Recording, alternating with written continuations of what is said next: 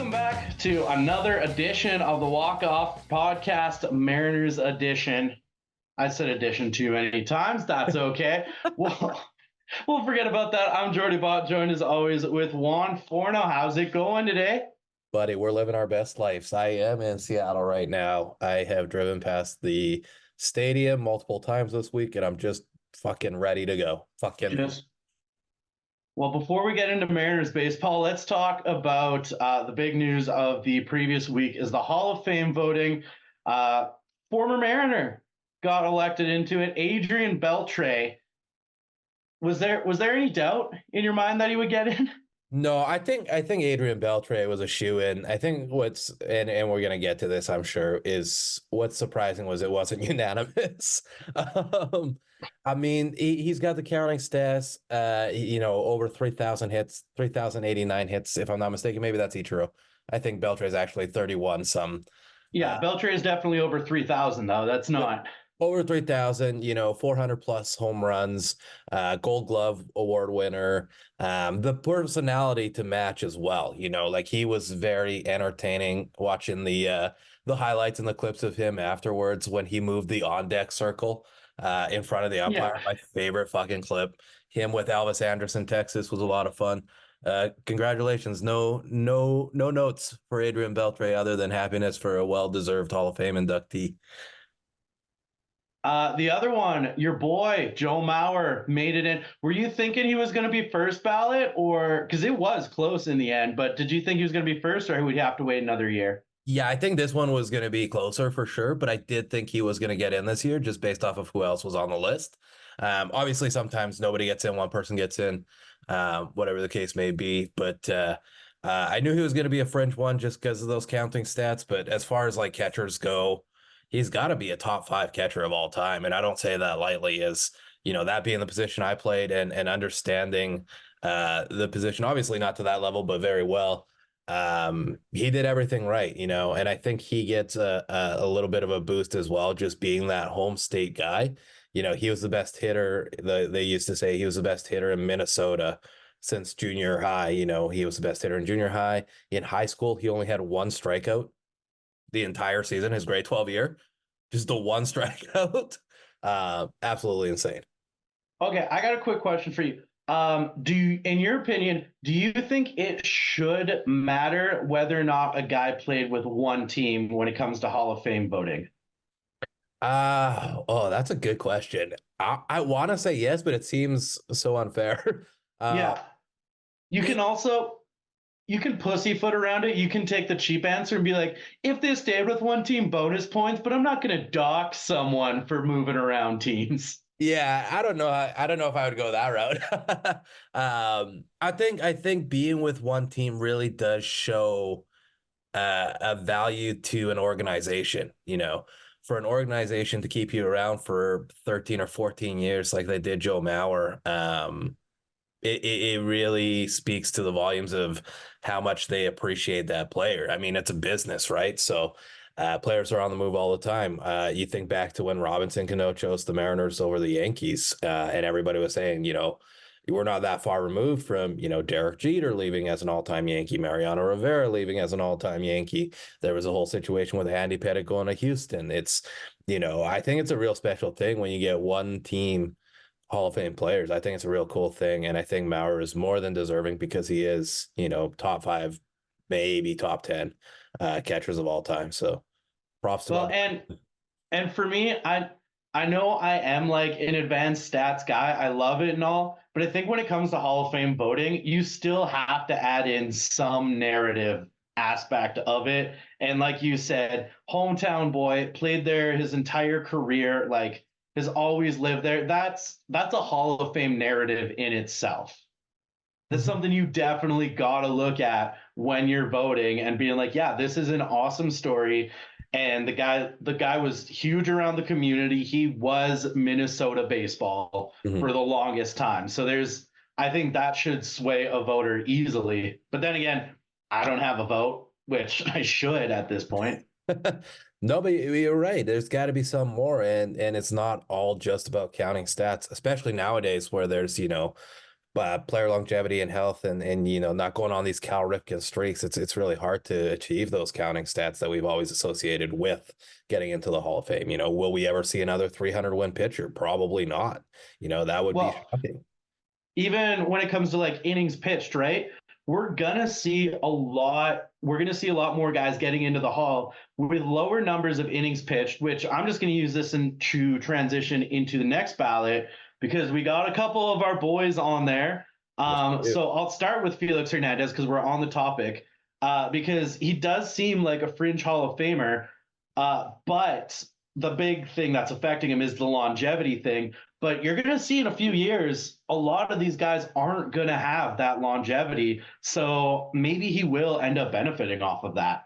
Yeah, it's very possible. And when I look at Hall of Fame players, I don't know if Beltre necessarily falls under this category. Mauer certainly does, but I'm looking at whether or not you were the guy at any point in your career. Could we take a season and just say, yep, that's definitely the fucking guy I want at number one starting rotation? And Felix Hernandez was absolutely that guy. He started all-star games for a reason. He was considered arguably the best pitcher for a 4 or 5 year stretch, if not longer. I think he's going to get in. I don't think it's going to be year one. No. And it's going to take like the one thing that kind of scares me right now is you look at some previous elections. Johan Santana was a one and done, which is absolutely ridiculous. But I think the thing that benefits Felix is you look at next year's ballot, it's not a lot of intense competition. Mm-hmm. Like you look at guys that didn't get in this year that are probably going to take up some votes. You've got David Wright didn't get in, so he's definitely going to be taking up a lot of people's votes. Carlos Beltran is going to be another one. Andrew Jones, there's 3 votes, but there's still, and then of course another guy who's making it, Ichiro, CC Sabathia. So there's still 5 votes up for grabs that you can use on Felix Hernandez. Yeah, and I think what's going to be a knock on Felix is CC Sabathia being on that ballot as well, because I think a lot of voters are going to take CC over Felix. Unfortunately, I think longevity has something to do with it, but I also think CC Sabathia is one of those guys that is an entertaining person. Like he's good with the media. He's in that Adrian Beltre mold. Not to say that King Felix is not either, but I think CC Sabathia has a little bit more respect around the league. And part of that is potentially because he was such a great teammate. I think we can look back at that situation with the Tampa Bay Rays where he needed, essentially another inning to cash in. I think it was a $500,000 bonus for innings pitched that season. And he said, fuck that.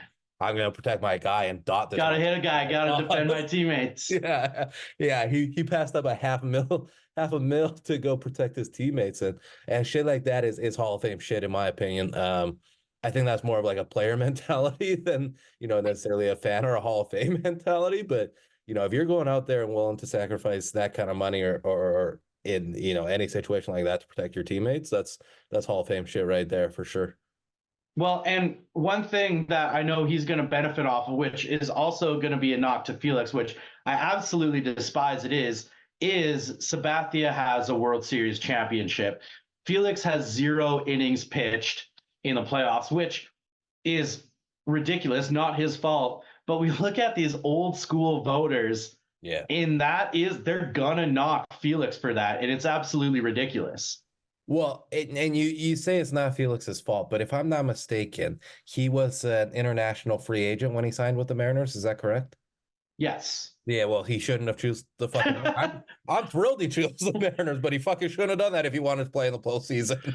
Okay, but this is hitting pitch. Maybe he should have made a better fucking choice. This was the 2003 Mariners, though. They were. This was like Ichiro. They're 2 years removed from 116 wins. I'm picking that team too. Yeah, at the time it seemed like the right play. Who would have thought it would play out like this?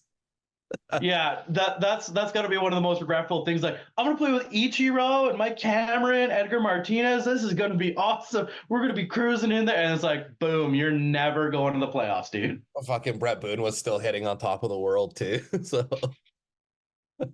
And then they were like, hey, we might start testing for steroids. And it's like, oh, this team's never making the playoffs again. Oh, shit. But you're right, that team did have Ichiro, and Ichiro does happen to be on the ballot next year. I think we're in agreement. He's a first ballot Hall of Famer. There's no questions there, right? We're not. Yes. Absolutely. The question is he unanimous?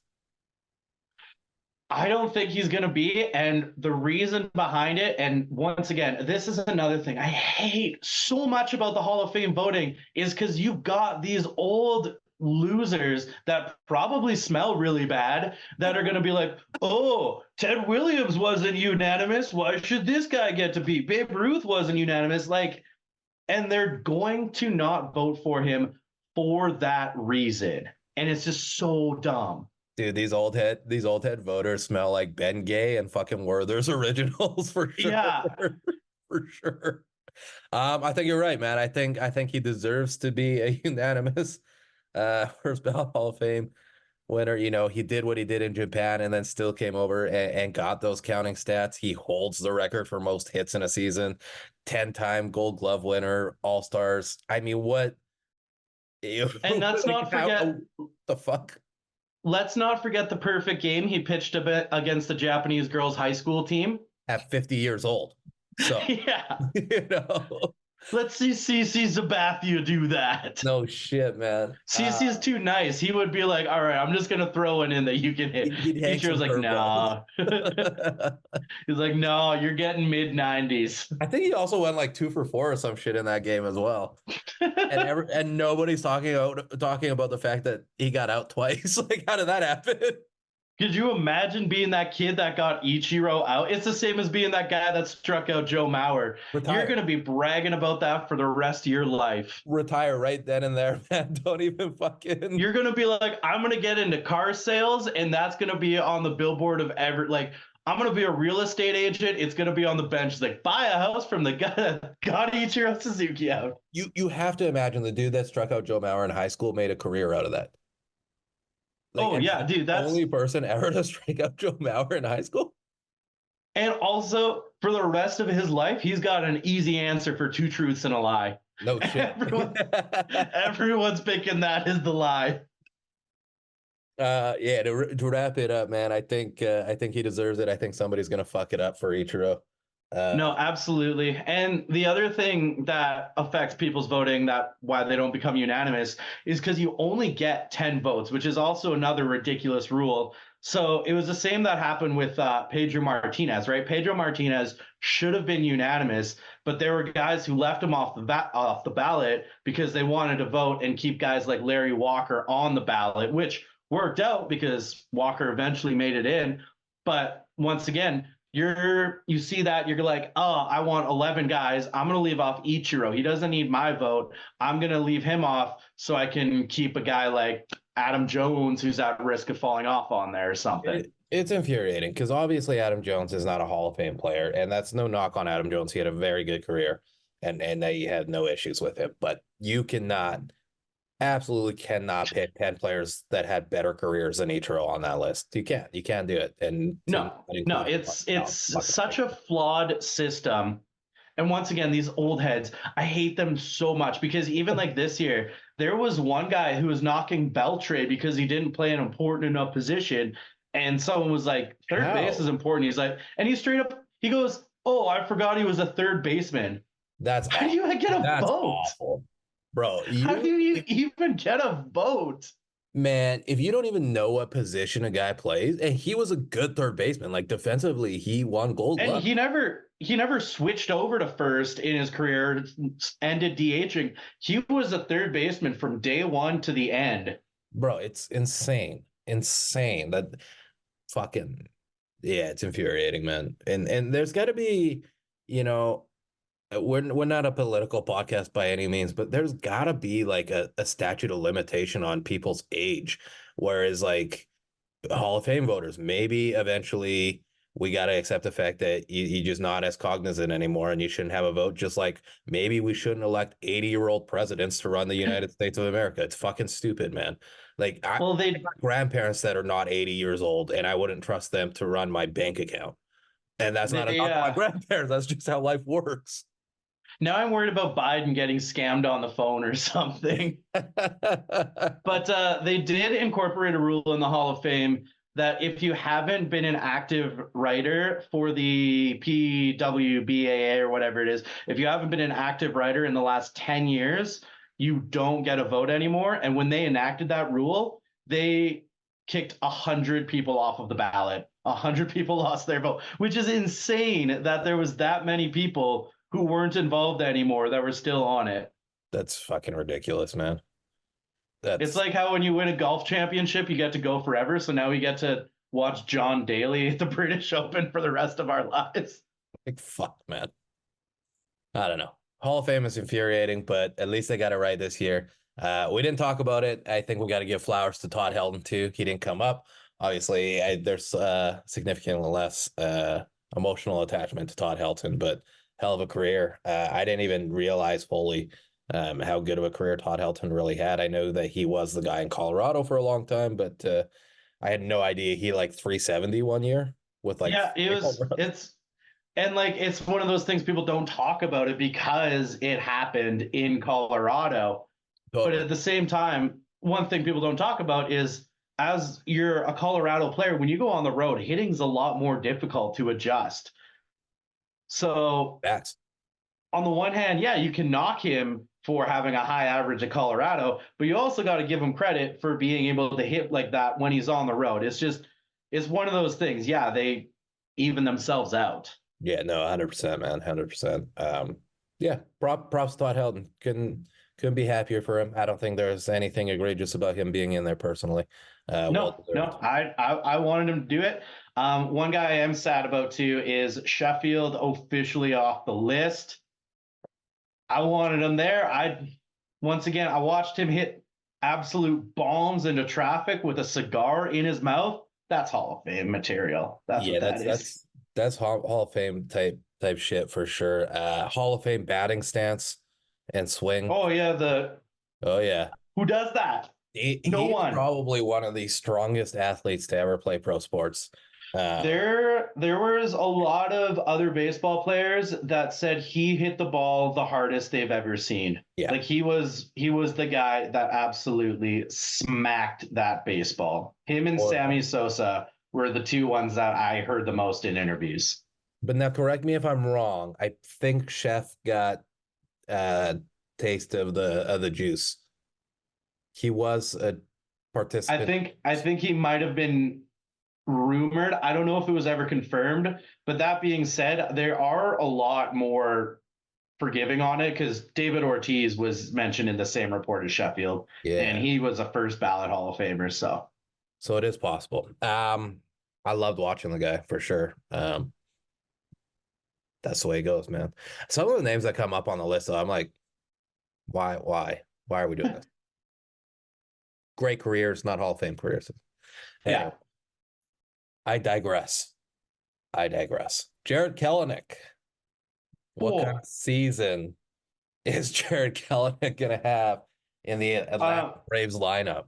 Can we talk about like his reality TV show off season? He is just going scorched earth on the Seattle Mariners right now. I'm sorry, he has a reality TV show? I didn't even know about that. No, the drama that he's bringing into, like, have you seen some of these interviews? I thought it was going to be like a Catching Kelsey situation where he's like trying to find love or something. I was like, what the fuck are you talking about? No, man, he's going on podcasts though. And like, he is not a big fan of the Mariners. Yeah, I think we knew it the second he got traded, when he didn't thank the Mariners organization, but thanked everybody else.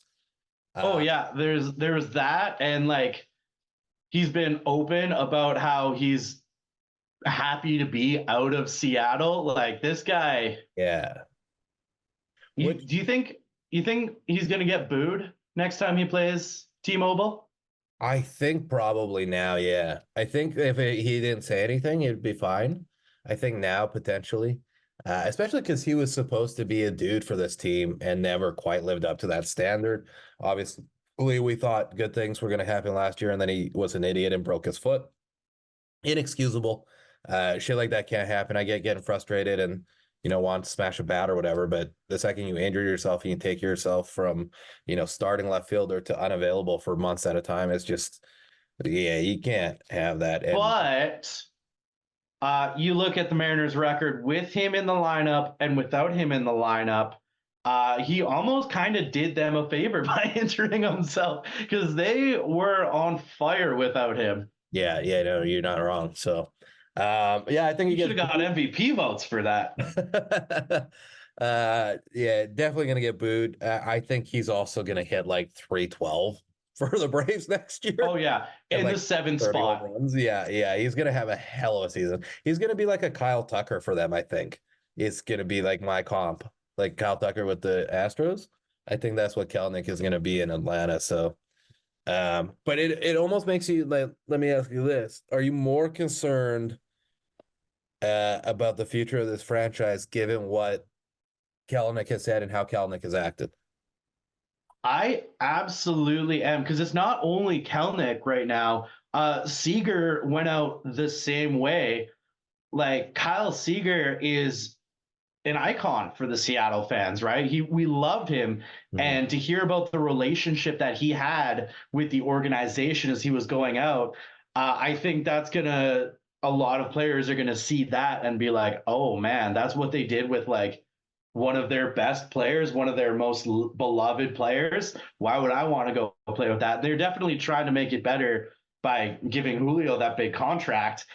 And then all of a sudden now you're seeing like players like Kyle Raleigh and George Kirby liking tweets that are trashing the Mariners front office. Like this definitely is gonna hurt them trying to bring in free agents. Yeah, I was gonna say the same thing. You know, you got players that are kind of speaking out that are still on the roster. You know, Cal questioned in the front office at the end of the season there, and Kirby not exactly vibing either, and had that situation with the coaching staff at the end of the year there as well. You know, these are core guys that you could build a World Series team around, Kirby and Cal, and maybe not Cal Nick, but you know, Cal and Kirby are dudes. You know, they're top 10 guys in their respective positions, and if they're not happy, they're not going to sign extensions. They have no reason. Yeah. There's no motivation at this point for those guys to sign extensions. They've made enough money and they're going to continue to, they know that they're going to continue to get paid, and there's no urgency or incentive to sign an extension right now. And I think they'll play out their service years and then get traded or become free agents, and the Mariners will get nothing for them. But I don't see them going into a second contract with this team right now based off of the front office vibes. What's the solution though? Outside of a new front office, like there isn't really one. And it sucks because at the end of the day, ownership loves this front office, And right? They're that's what I not was going to spending. say. Is it ownership or is it front office that we got to get rid of? Well, in my opinion, both. Like I would like that. I would rather get rid of ownership first and Mhm. kind of give DePoto a blank check because I think he still is a good Mhm. president. He's a smart baseball mind. I don't think he's that good of a people person. And I think there's a lot of GMs that don't even like dealing with him right now. But I think Justin Hollander is going to start being kind of that guy. That's the in between guy. So Yeah. I'm fine with that.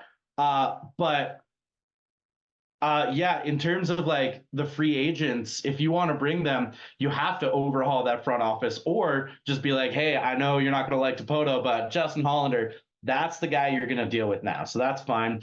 And the other positive thing that they have is Scott's service. He's a player's guy. They like playing for him. So I think that is one of the things that they kind of will step in the right direction with. Do you think, and obviously it's speculative because we don't really know who the Mariners have been trying to sign or who they've tried to sign and missed out on because it takes two to tango.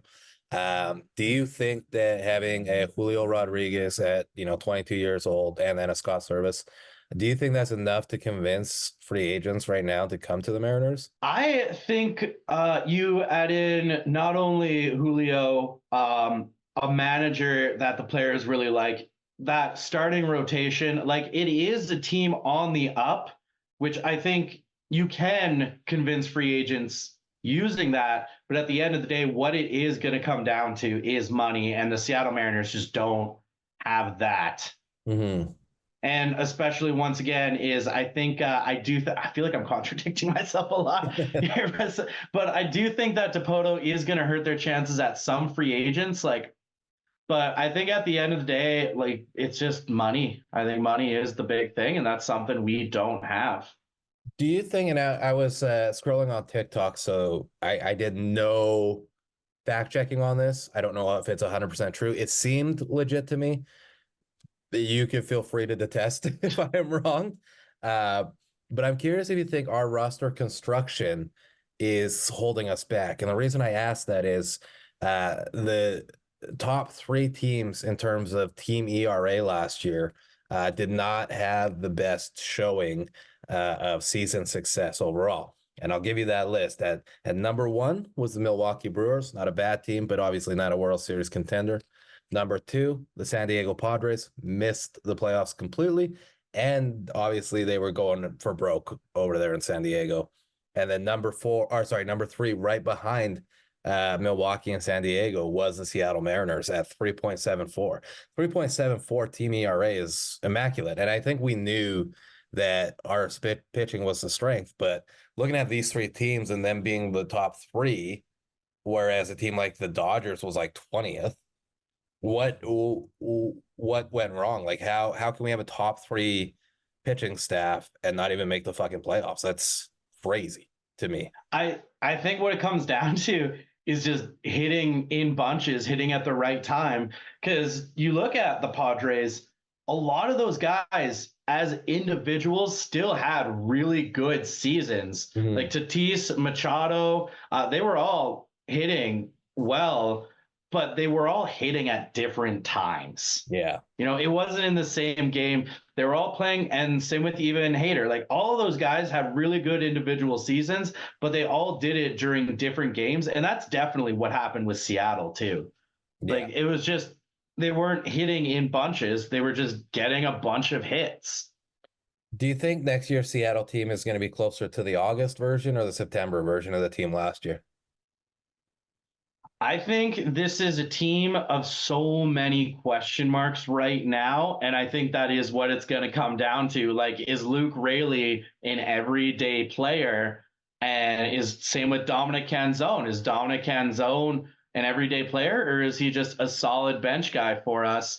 And then you've got Urias, Josh Rojas. I think if two of those four guys end up looking like everyday players, I think we got ourselves a playoff team. But that being said, if you go in with that many question marks, your odds are so low of being a dominant team. Yeah, I think you need too many things to go right that are unknown right now. You Yeah, know, absolutely.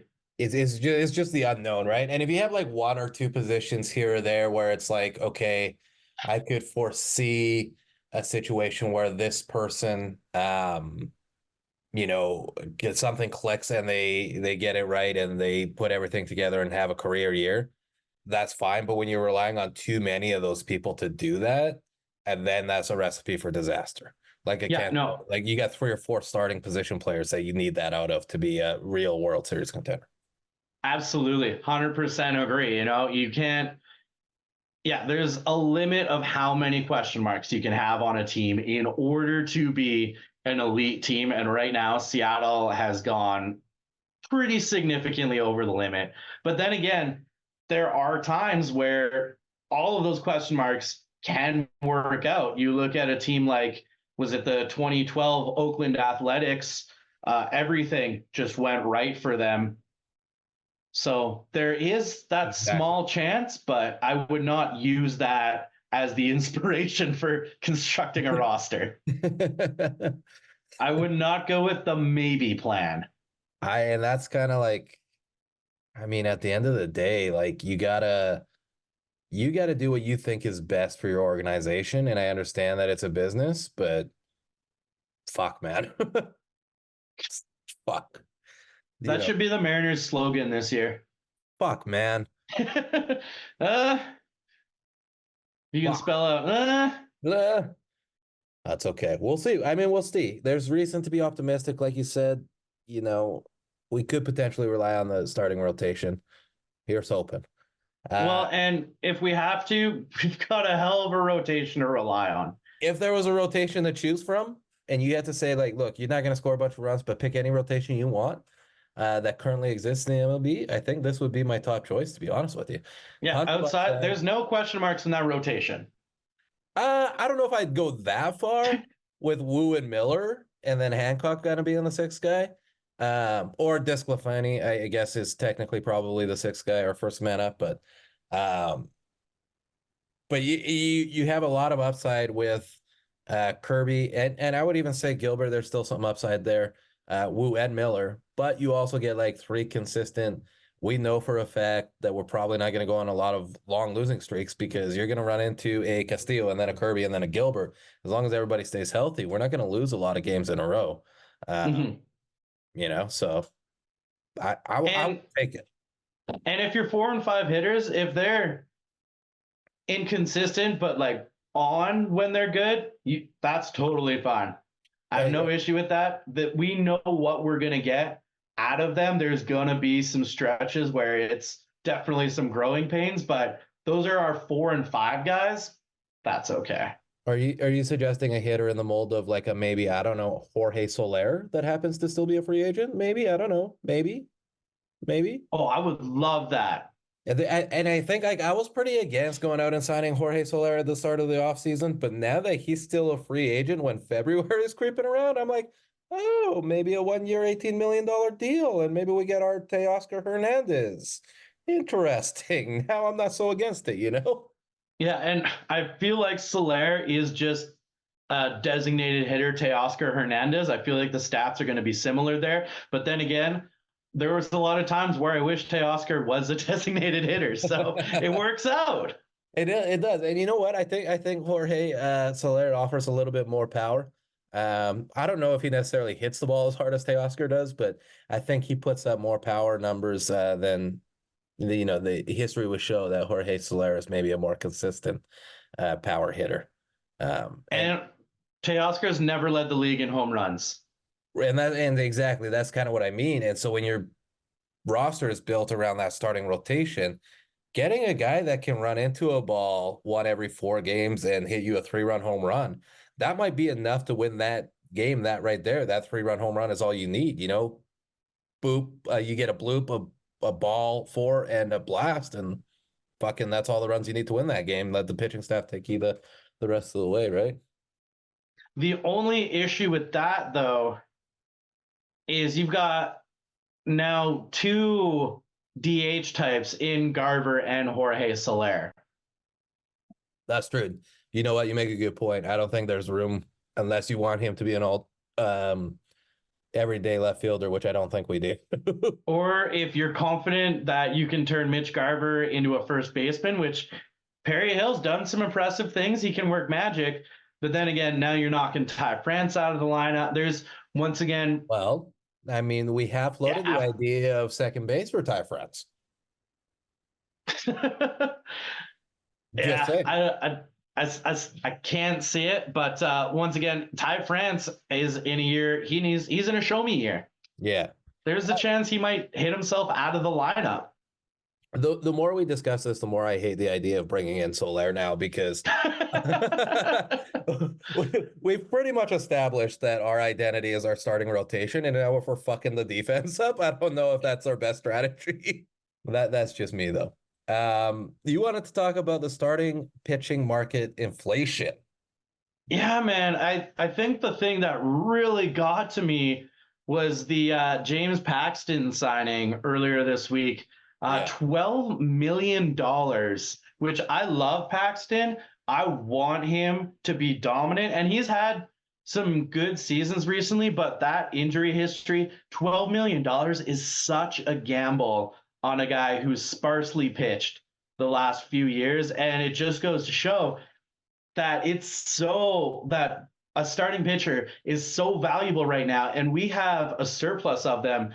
We should be moving one of them to bring in a good hitter. Yeah, I think for me, you're absolutely right. $12 million for James Paxton right now is ludicrous because how many starts are you really getting out of him in a season? 10, probably. Yeah. Maybe. You might be paying $2 million per start. Yeah. And what quality of that start? I don't think he's gonna go and be that Jacob deGrom type where you know you're gonna get 10 fucking quality starts out of him. Yeah. And that's another example of like how in demand starting pitching is, because look at the contract Jacob deGrom got, and is he gonna fulfill anything in that contract at this point? Tough to say. Yeah. Well, even you look at like Chris Sale, what he brought back. This is a guy who's barely pitched the last 2 years. Totally. So there has to be. I can't imagine holding on to both Miller and Wu and not capitalizing on those 6 years of control when you're so deep in your starting rotation. Yeah, maybe they don't trust the farm system for what's coming up underneath them. Maybe they're like, well, we got to lock this in, or maybe they're worried about losing Gilbert and Kirby. Maybe they know something we don't. Maybe they approached Gilbert and Kirby for an extension, and both of them went up to front office and said, "Go fuck yourself." Now they got to keep these young kids because Kirby and Gilbert are going to be on the move. There's definitely the chance of that. I never actually even thought of that angle. I just came to me. Yeah, because no, I could totally see that Kirby and Gilbert being like, nah, we're not going to resign. We're going to test the waters. And they're like, okay, then we have a few years to win this. Let's just keep our rotation stacked and hope for the best, as opposed to trading these guys, bringing in good hitting, and then being absolutely screwed a few years down the line. Yeah, you trade Miller or Wu, and then you lose Gilbert and Kirby over the next 3 years, one to free agency and one via trade, because you're not going to extend him. And your rotation looks real fucking different in a very short period of time. And to have something that was such a strength go to such a weakness. Obviously speculative, but that is definitely a concern. But you're right. What would the return be for a guy like that? Like a guy like Miller or Wu, I think you could get a solid, like, up and coming, maybe like a 24, 25-year-old infielder with a little upside, power upside. I think it's definitely out there. And especially too, who's that guy that Michael Bush? We saw what Michael Bush went for in LA. That would be a perfect guy for the Mariners to have gotten. And so if you can find a guy like him, I think you got to go for it. Which brings me to one rumor I've seen. Obviously, with Tampa Bay, we've seen a Rosarena floated around. But have you looked into the Isaac Paredes rumors at Tampa Bay as well? Yeah, and I think there maybe is some possibility where you look at trying to get both of those players in a trade.